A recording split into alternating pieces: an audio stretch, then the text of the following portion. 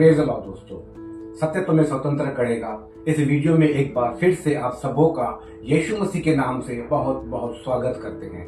दोस्तों, जैसे हमने लास्ट वीडियो में सुना था, इब्रानियों की पत्री 12 अध्याय उसका 1 वचन से वहां लिखा है, जब गवाहों का ऐसा बादल हम सबको घेरे हुए है तो आओ हम हर एक रोकने वाली वस्तु और उलझाने वाले पापों को दूर करके उस दौड़ को जो हमें धीरे से दौड़ना है उसको दौड़े और विश्वास के कर्ता सिद्ध करने वाले यीशु की ओर ताकते रहें। तो हमने लास्ट वीडियो में ये सुना था कि ऐसी कौन सी वस्तुएं हैं जो हमें मंजिल तक पहुंचने के लिए मसीह दौड़ में रुकावट डालने के लिए जो ऐसी बातें हमारे जीवन में आती है, जो हमें रोकती है, जो हमें दौड़ने नहीं देती है, मंजिल तक पहुंचने नहीं देती है। तो उसमें से हमने एक पॉइंट देखी थी, वो पॉइंट थी अक्षमा, कि कैसे अक्षमा हमको उस दौड़ में रुकावट डालती है। जैसे देखो, कोई रोड है, कोई रास्ता है, कोई मार्ग है जो मंजिल की ओर जा रहा है, गाड़ियां जा रही है, लोग जा रहे हैं। अगर दो गाड़ी वालों का या दो लोगों का अगर उसी रोड पर उस रोड के ऊपर झगड़ा हो जाए, लड़ाई हो जाए, तो वो दोनों क्या करेंगे, उधर ही खड़े हो जाएंगे, एक दूसरे के ऊपर दोष लगाएंगे। तू ऐसा है, वो बोलेगा तू वैसा है, वो बोलेगा तूने मेरे साथ ऐसा किया, वो बोलेगा तूने मेरे साथ ऐसा किया। ये दोनों आपस में रबर की तरह बातों को खींचातानी करते रहेंगे, उधर ही खड़े हो जाएंगे और जो जा रहे हैं वो जाते रहेंगे, लेकिन इनका जाना रुक जाएगा। क्यों? क्योंकि ये दोनों एक दूसरे को क्षमा नहीं कर पा रहे हैं। इसके लिए ये वहीं पर रुक जाएंगे, उस दौड़ को पूरा नहीं कर पाएंगे, उस मंजिल को नहीं पा सकेंगे। हालांकि उनके चारों ओर लोग दौड़ रहे हैं, गाड़ियां दौड़ रही है, जा रही है, लेकिन ये एक दूसरे से लड़ने के लिए वहीं पर रुक गए हैं, वहीं पर खड़े हो गए हैं और उधर ही रुक जाते हैं। तो ये एक पॉइंट हमने देखा था, अक्षमा। तो आज हम दूसरा पॉइंट देखेंगे, जो पॉइंट है घमंड। दोस्तों, ये घमंड भी ऐसा है जो हमें उस दौड़ को दौड़ने में बहुत बड़ी रुकावट डालता है। सबसे पहला घमंड कहाँ आया? स्वर्ग में। जब ये दुनिया बनी भी नहीं थी, ना आकाश ना पृथ्वी, कुछ नहीं बना था, स्वर्ग दूत ने, जो वर्शिप करने वालों का लीडर था, उसके मन में घमंड आया। जब परमेश्वर उसके मन को जाना, तब परमेश्वर ने उसको स्वर्ग से निकाल कर फेंक दिया, निकाल दिया। क्यों? घमंड के कारण। इसका मतलब है घमंड दूत को भूत बना देता है। तो उसी तरह बाइबल हमें बहुत अच्छे से सिखाती है कि घमंड करना पाप है। और बाइबल में यह भी लिखा है, याकूब 4:6 में और पहला पतरस 5:5 में, कि परमेश्वर घमंडियों का सामना करता है और दीनों पर अनुग्रह करता है। घमंड इंसान से परमेश्वर सामना करता है। अब आप इमेजिन करो, अगर कोई परमेश्वर के साथ सामना करता है, कोई क्या मनुष्य परमेश्वर से जीत पाएगा, लड़ पाएगा? इतनी हैसियत इंसान के अंदर में है? नहीं है। इसीलिए जो कोई हम विश्वासियों में से घमंड में चल रहा है, घमंड में रह रहा है, घमंड कर रहा है, परमेश्वर उसका सामना करेगा। घमंड कभी अपने आप को नीचा नहीं दिखाएगा। घमंडी इंसान हमेशा कहेगा, मैं सही हूं, तुम गलत हो, मैं बराबर हूं, तुम सही नहीं हो। घमंड कभी भी अपने आप को नीचा या गलती महसूस नहीं करेगा। तो दोस्तों, ऐसे और भी कई वचन है घमंड के बारे में। हम नीति वचन पढ़ेंगे, उसका 16 अध्याय का 18 वचन में लिखा है, विनाश से पहले घमंड और ठोकर खाने के पहले घमंड आता है। विनाश के पहले घमंड आता है, यानी घमंड विनाशकारी है।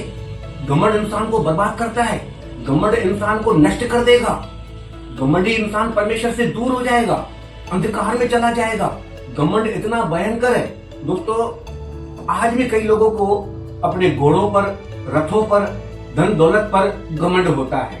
हालांकि अगर आप नीति वचन 21 पढ़ेंगे तो वहां लिखा है, 21:31 में लिखा है कि लड़ाई के लिए घोड़े तैयार तो हैं, परंतु जय केवल यहोवा की ओर से मिलती है। आप कितने भी घोड़ों को, रथों को तैयार करो, जो आपको और मुझे जय मिलने वाली है, वो घोड़ों और रथों के द्वारा नहीं। हो सकता है किसी को अपने घोड़ों पर, रथों पर घमंड हो, ये घमंड बेकार है।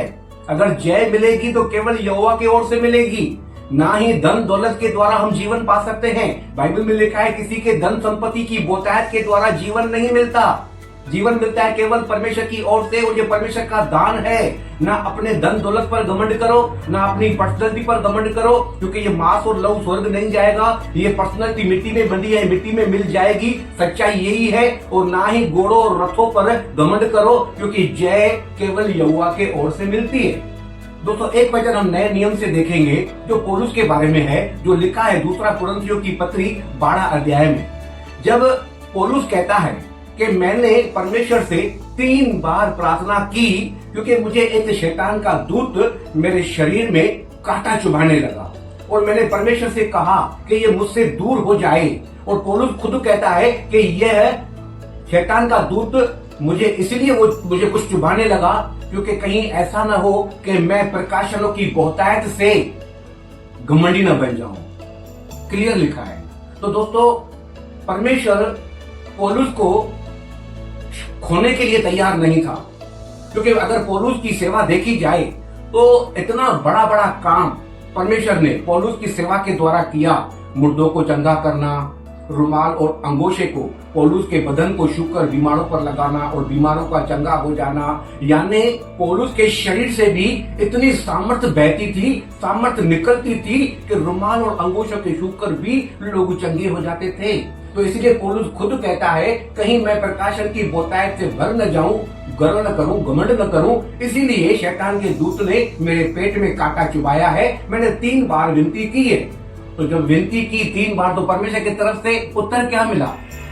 परमेश्वर ने कहा, ये तो तुमसे दूर नहीं होगा, ये तुमसे दूर नहीं होगा, लेकिन हाँ एक बात है, हम पढ़ेंगे वो। उसमें लिखा है, पर उसने मुझसे कहा, मेरा अनुग्रह तेरे लिए बहुत है। ये दूसरा कुरिन्थियों 12 का 9 वचन में लिखा है। पर उसने मुझसे कहा, यानी परमेश्वर ने पौलुस से कहा, मेरा अनुग्रह तेरे लिए बहुत है, क्योंकि मेरी सामर्थ्य निर्बलता में सिद्ध होती है। तो दोस्तों, क्लियर पौलुस को समझाने के लिए परमेश्वर ने कहा कि तुम निर्बल हो जाओ। ये जो काम तुम्हारे द्वारा मैं कर रहा हूं, इन बातों पर घमंड कभी नहीं करना कि मैं कर रहा हूं, मैंने किया, मेरी वजह से हो रहा है, मेरी काबिलियत की वजह से हो रहा है, मेरे टैलेंट की वजह से हो रहा है। नहीं नहीं, उसको सीधा परमेश्वर लेके आया दीन बनने के लिए, नम्र बनने के लिए। अगर तुमको घमंड करना है तो नम्रता पर घमंड करो, अपनी दीनता पर घमंड करो, अपनी कमजोरियों पर घमंड करो, ना कि उन कामों के द्वारा घमंड करो जो परमेश्वर तुम्हारे द्वारा कर रहा है। तो दोस्तों, हमें किसी बात पर घमंड नहीं करना है, ना घोड़ों और रथों पर, ना धन और दौलत पर, ना अपनी पर्सनैलिटी पर, ना जो हम सेवा में बड़े बड़े काम करते हैं उन पर, क्योंकि सब करने वाला परमेश्वर है, देने वाला परमेश्वर है, मालिक परमेश्वर है। और एक बात अंत में जरूर कहूंगा, परमेश्वर ने जो हमको चुना, हमें धनवान देखकर नहीं चुना, घोड़े और रथ हमारे पास है इसलिए नहीं चुना, हम बहुत बुद्धिमान है, ताकतवर है, अमीर है इसलिए नहीं चुना। अगर परमेश्वर ने आपको और मुझे चुना है ना, तो उसका एक ही कारण है, हम पापी हैं।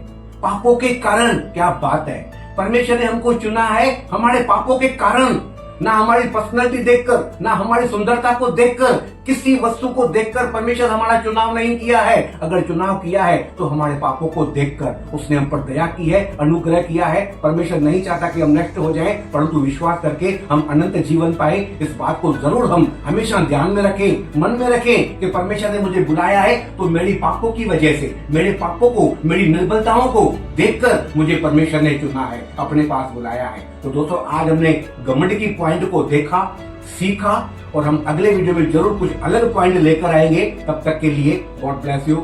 जय मसीह।